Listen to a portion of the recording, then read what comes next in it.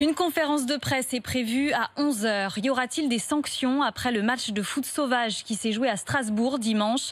Malgré les règles sanitaires strictes imposées en France, plus de 300 personnes ont assisté à une rencontre entre une équipe du Neuhoff et une équipe de Haute-Pierre, deux quartiers sensibles de la ville.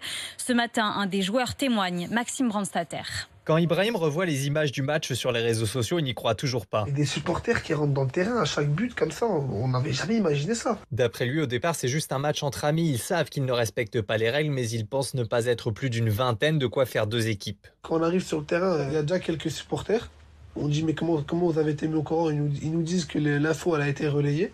Et au fur et à mesure des minutes du match, le nombre de supporters il a fait qu'augmenter.